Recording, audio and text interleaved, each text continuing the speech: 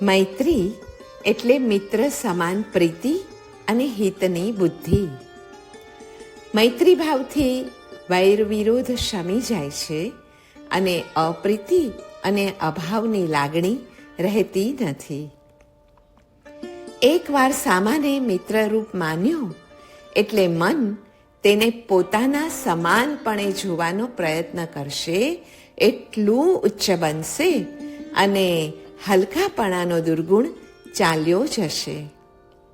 મિત્રતા કોઈ સ્વાર્થ સાધવા કે દુનિયાવી લાભ મેળવવા કે સંબંધ વધારવા માટે નથી, પણ મનને ઉચ્ચ કોટીનું બનાવવા માટે છે.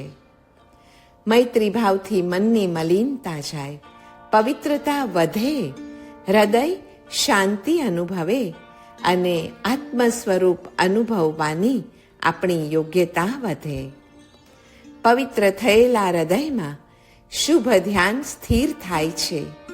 સામાન્યથી સર્વ જીવો પ્રત્યે મૈત્રી ભાવ, ગુણાધિક પ્રત્યે પ્રમોદ, દુઃખી પ્રત્યે કરુણા અને અવિનિત પ્રત્યે માધ્યસ્થ ભાવ જ ઉચિત છે, નહીં તો અવ્યવસ્થા થાય. કારણ કે અસ્થાને પ્રયોગ કરીએ તો નુકસાન થાય એવું યોગ શતકના શ્લોક 79-80ની ટીકામાં આલેખન કરેલું છે. મૈત્રી ભાવવાનને દુઃખ, ચિંતા, ભય કે ગ્લાનિ હોતી નથી. તેને હંમેશા આનંદ અને શાંતિ જ હોય છે. કારણ કે મૈત્રી એટલે સકલ જીવોને મિત્ર માનવાની વૃત્તિ. એમાં બનાવવાની વાત નથી, પણ દરેક જીવો મારા મિત્રો જ છે એવું માનવાની વૃત્તિ તે મૈત્રી. પ્રમોદ, અન્યની ઉન્નતિ જોઈને આનંદ પામવાની વૃત્તિ તે છે પ્રમોદ.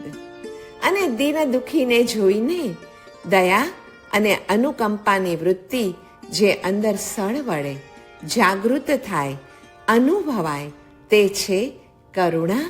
અને અંતિમ 4 ભાવનામાં ચોથી ભાવના એટલે વિપરીત માનસ ધરાવનારાઓ પ્રત્યે તથા નિશંકપણે ક્રૂર કર્મ કરનારાઓ પ્રત્યે પણ ઉદાસીન વૃત્તિ અથવા ન તિરસ્કાર ન અનુમોદન, બસ એ જ છે માધ્યસ્થ્ય ભાવ. પણ આ બીજા ત્રણેયનો સંક્ષેપ એક મૈત્રીના ભાવમાં થઈ જાય છે. જ્યાં ઊંડે ઊંડે પણ મિત્રતાનો ભાવ નથી ત્યાં પ્રમોદ ઉપજતો નથી, કરુણા સ્ફુરતી નથી અને માધ્યસ્થનો અનુભવ કરી શકાતો નથી. પવિત્ર મને જે વ્યક્તિ સર્વ જીવો વિશે દયા અને મૈત્રી કરે તે બાહ્ય અભ્યંતર સર્વ પ્રકારના શત્રુઓને પછી જીતી લે છે. મૈત્રીથી પવિત્ર, પ્રમોદથી હર્ષવાળા, કૃપા અને ઉપેક્ષા યુક્ત યોગાત્મન એવા આપને હે પ્રભુ નમસ્કાર થાઓ. મૈત્ર્યાદિ વિનાની ક્રિયા આજ્ઞા બહુમાન શૂન્ય ક્રિયા છે. મધ્યસ્થ દ્રષ્ટિ, ન્યાય બુદ્ધિ અને ભાવ વિશુદ્ધિ એ ત્રણેયનો અર્થ એકાર્થક છે અને એનો અર્થ છે મૈત્રી. દ્વાદશાંગી એ પરિણામની વિશુદ્ધિ અર્થાત ન્યાય બુદ્ધિ વિકસાવવા માટે તથા ન્યાય બુદ્ધિ સર્વ જીવોને આત્મસમ ગણી આત્મતુલ્ય પ્રેમ, આત્મતુલ્ય મૈત્રી એ બંનેને વિકસાવવા માટે છે.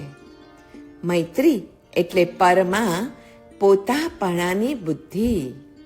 પોતાની જ પેઠે પરને દુઃખી ન કરવાની ઈચ્છા એ પણ મૈત્રી છે. અને એ ઈચ્છા ઉપરાંત વૃત્તિ તથા સમગ્ર બ્રહ્માંડ સાથે સુહૃદ ભાવ અનુભવવો એ પણ મૈત્રી જ છે. વૈરાગ્યનું મૂળ પણ મૈત્રી છે. મૈત્રી અને કશાય વિજય બંને પર્યાયવાચક શબ્દો છે. એકવાર જીવો પ્રત્યે મૈત્રી થઈ પછી કોની ઉપર ક્રોધ કરવો, માન કરવો, મોહ કરવો કે પછી માયા કરવી? કશાય વિજય માટે ઇન્દ્રિયોનો વિજય, તે માટે મન મમત્વ ભાવનો વિજય, રાગ દ્વેષનો વિજય, અને તે માટે જ વૈરાગ્યની ભાવનાઓ છે. અને વૈરાગ્યનું મૂળ તો મૈત્રી છે. સર્વસત્વ પ્રત્યે મૈત્રી ભાવ અને આત્મસમદર્શિત્વ ભાવ એ શુક્લ બીજનો ચંદ્રમા અથવા તો પ્રાતઃ સંધ્યા છે. જીવો પ્રત્યે મૈત્રી અને વિષયો પ્રત્યે વૈરાગ્ય કેળવવા માટે નવો અરિહંતાણમ પદનો પુનઃ પુનઃ જાપ આપણું કર્તવ્ય છે. જીવોમાં મૈત્રી, વિષયોમાં વૈરાગ્ય એ બંનેને સિદ્ધ કરવા છે ને, તો આવો વિચારીએ કે વિષયો વિષમય છે જ્યારે જીવો પ્રેમમય છે. વિષયો જડ છે, જીવો ચેતનવંતા છે. વિષયો અનિત્ય છે જ્યારે જીવો નિત્ય છે, અને વિષયો અપકારક છે આત્મા માટે જ્યારે જીવો ઉપકારક છે સિદ્ધિ મેળવવા માટે. વિષયોનો રાગ દુઃખનું કારણ અને અરાગ સુખનું કારણ છે. જીવો પ્રત્યે રાગ એ સુખનું કારણ અને અરાગ એ દુઃખનું કારણ છે. જે ઉપાયોથી જીવો પ્રત્યે રાગ કે મૈત્રી અને વિષયો પ્રત્યે અરાગ કે અમૈત્રી કેળવાય તે મોક્ષના હેતુભૂત છે. કરુણા જો શાશ્વત ન હોય તો વિભિન્ન દેશ, વિભિન્ન કાલના સર્વ જીવોને તે કેવી રીતે તારી શકે? 5 સમવાય એ કાર્ય માત્ર પ્રત્યે સામાન્ય કારણ છે, કિંતુ જિનેશ્વરોની કરુણા એ તો વિશેષ કારણ રૂપ છે. રાગ દ્વેષ જીવના આનંદ સ્વરૂપનો વિકાર, આનંદ સ્વરૂપનો અન્યથા ભાવ છે. આનંદ સ્વરૂપ એ પ્રેમમય છે. એ સર્વ જીવો સાથેના મૈત્રી ભાવ વડે જ પ્રગટ થાય છે. મૈત્ર્યા સર્વેષુ સત્વેષુ પ્રમોદેન ગુણાધિકે માધ્યસ્થ્યેન વિનીતેષુ કૃપયા દુઃખિતેષુ ચ. સતતમ વાસિતમ સ્વાંતમ કસ્યચિત પુણ્યશાલિનઃ વિતનોતિ શુભમ કર્મ દ્વિચત્વારિમ શદાત્મકમ.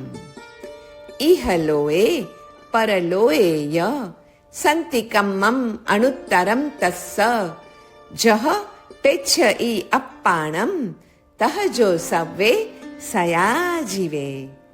સમરાઈચ્ય કહામાં કહ્યું છે, જેનો અર્થ છે જીવો પ્રત્યે મૈત્રી, ગુણાધિક પ્રત્યે પ્રમોદ, અવિનીત પ્રત્યે પણ માધ્યસ્થ્ય અને દુઃખી પ્રત્યે કૃપા કે કરુણાની ભાવનાથી સતત એ વાસિત એવું અંતઃકરણ કોઈક પુણ્યશાળીનું હોય તે 42 પ્રકારે શુભ કર્મ બાંધે જ છે.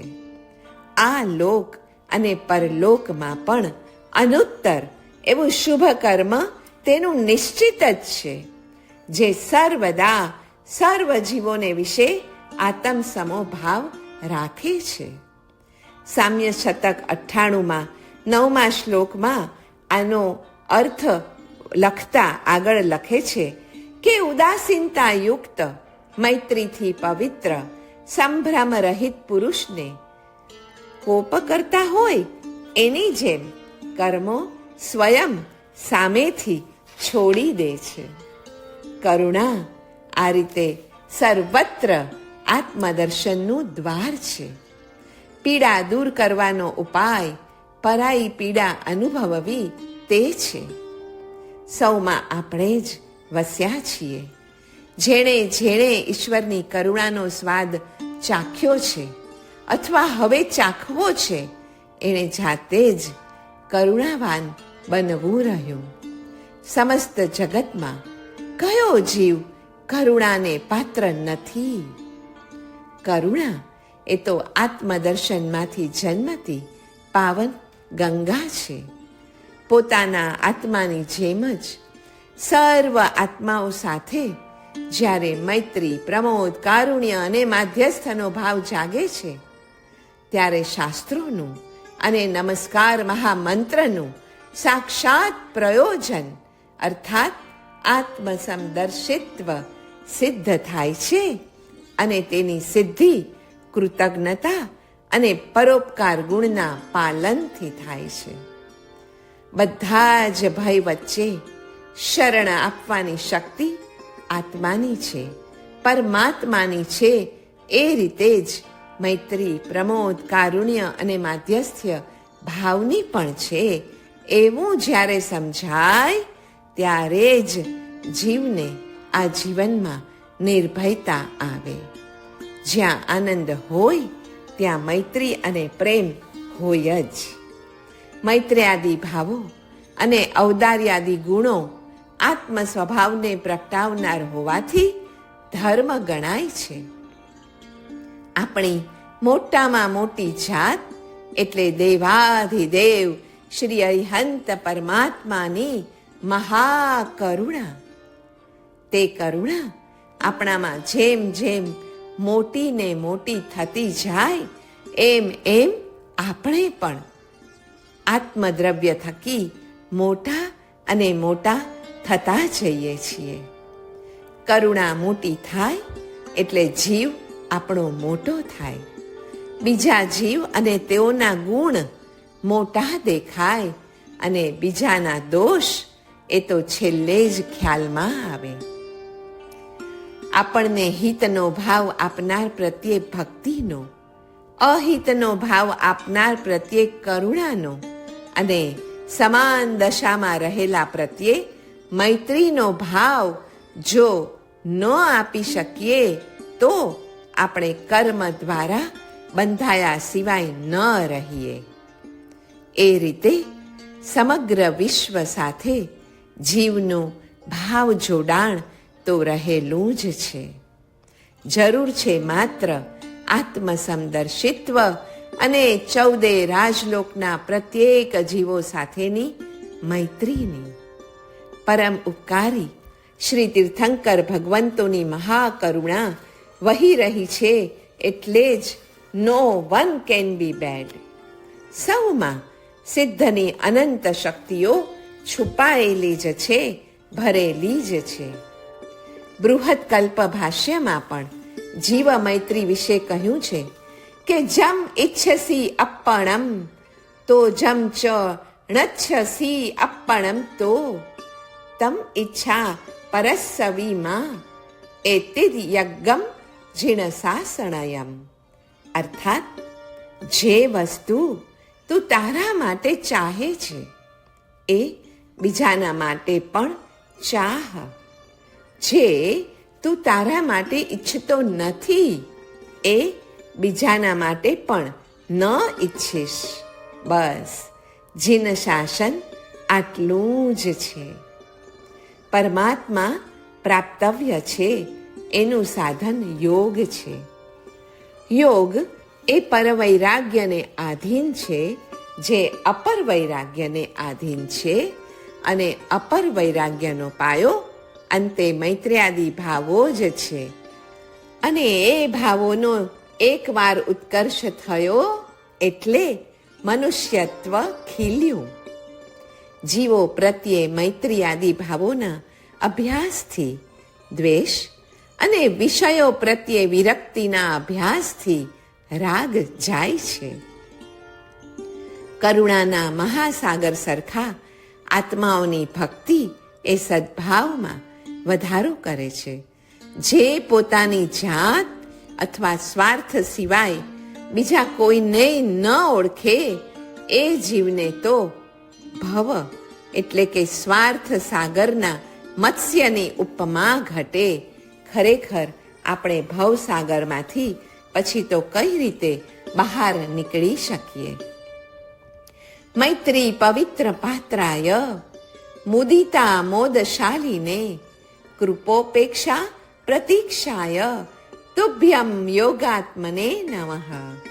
અર્થાત પવિત્ર જીવો ઉપર મૈત્રીવાળા, આનંદી જીવો પ્રત્યે પ્રમોદવાળા તથા ઉપેક્ષાને લાયક જીવો પ્રત્યે કૃપાળુ એવા હે પ્રભુ તમને નમસ્કાર થાઓ. શ્રી યોગ બિંદુ ગ્રંથમાં પણ કહ્યું છે ને કે હેતુમસ્ય પરમ ભાવમ સત્વાદ્યાગો નિવર્તનમ પ્રધાન કરુણારૂપમ બ્રુવતે સૂક્ષ્મ દર્શિનઃ. અર્થાત પાપાકરણના નિયમના હેતુભૂત પ્રધાન એવો કરુણા ભાવ બીજા શત્રુ મિત્ર કે ઉદાસીન એવા અપરાધી જંતુઓના અપરાધને પણ નિવર્તન કરનારો છે એમ સૂક્ષ્મદર્શી મહાપુરુષોનું કહેવું છે. પ્રધાન યાને જ્ઞાનપૂર્વકની કરુણા જે દ્રવ્ય અને ભાવ ઉભય દુઃખને ઉદ્દેશીને છે. સમવસ્ત્રણ ભૂમિમાં પશુ, પંખી, માનવ અને દેવો આદિ જાતિ વૈર વિસરીને પરસ્પર સ્નેહવાળા બને છે. તેમાં પ્રભુની સિદ્ધ થયેલી એ પ્રધાન કરુણા જ કારણરૂપ છે.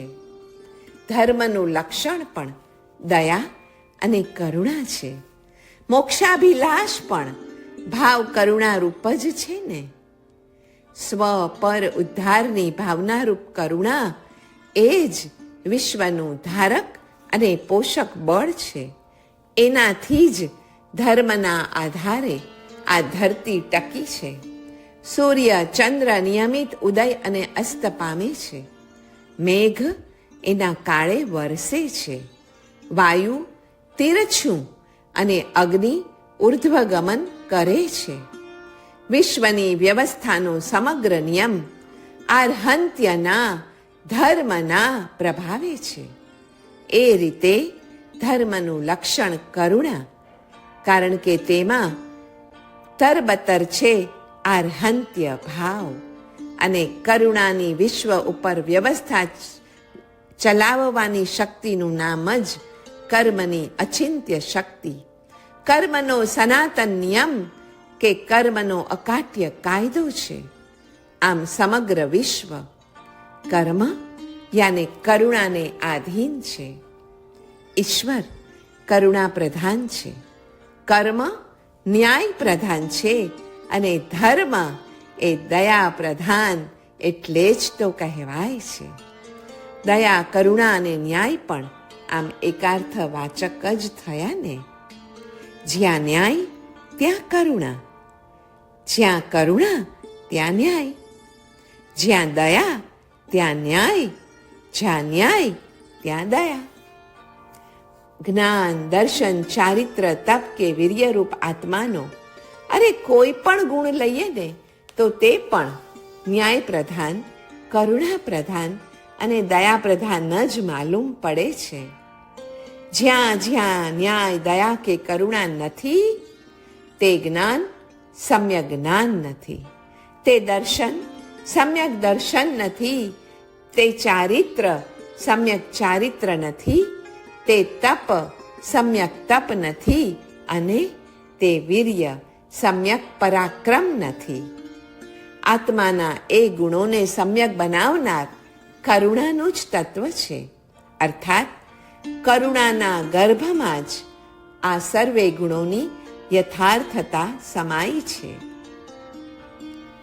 અનુકંપા, આસ્તિક્ય, નિર્વેદ, સંવેગ, પ્રશમ કે સંતોષ રૂપી મહાગુણો પણ કરુણારૂપી મહાસાગરમાં જ મળી જાય છે. તીર્થંકરો, ગણધરો, મહામુનિઓ પણ કરુણા નિધાન છે. પછી એ કરુણા ભલે દ્રવ્ય ભાવરૂપ હો, સ્વ યા પર વિષયક હો, પણ અંતિમ તત્વ તો કરુણાને છોડીને બીજું કાંઈ જ નથી. પ્રભુની આજ્ઞા પણ કરુણારૂપ હોવાથી કરુણાનું ખંડન એ આજ્ઞાનું ખંડન અને કરુણાનું પાલન એ આજ્ઞાનું પાલન જ છે. નમો અરિહંતાણમ. એની મહામંત્રમયતા પણ કરુણાને લીધે જ તો છે. સર્વ પાપોનો નાશ કરુણા રૂપ છે. સર્વ મંગળોનું મંગળ પણ કરુણાના કારણે જ છે. ભગવાનનું જ્ઞાન અને કરુણા સર્વવ્યાપી છે. ભગવાન સ્વ સ્વરૂપમાં સ્થિર હોઈને વિશ્વ ઉપર ઉપકારનું અને વિશ્વને સિદ્ધ શિલા તરફ ખેંચવાનું કામ લોહ ચુંબકના ન્યાયે કરી જ રહ્યા છે. ગતિ લોહ ચુંબકમાં નહીં પણ લોહમાં દેખાય છે, છતાં પણ તે ગતિમાં પ્રેરક લોહ નથી પણ લોહ ચુંબક છે. બસ એવું જ પ્રભુનું છે. એ ન્યાય ભગવાનની કરુણા અને અનુગ્રહમાં ઘટે છે. ધર્મની શરૂઆત પરના દુઃખ દૂર કરવાની બુદ્ધિથી થાય છે અને ધર્મની પૂર્ણાહુતિ સર્વના દુઃખ દૂર કરવાની શક્તિ આવવાથી થાય છે. પરના દુઃખ દૂર કરવાની બુદ્ધિમાંથી શરૂ થયેલો ધર્મ સર્વના દુઃખ દૂર કરવાની શક્તિમાં જ વિરામ પામે છે અને તેથી જ ધર્મ તત્વ, પંચ પરમેષ્ઠી અને તેમને કરેલો નમસ્કાર, ધર્મના પ્રત્યેક અંગો કરુણા તત્વની સિદ્ધિ માટે જ વિહિત છે. માટે કરુણાને નમસ્કાર હો.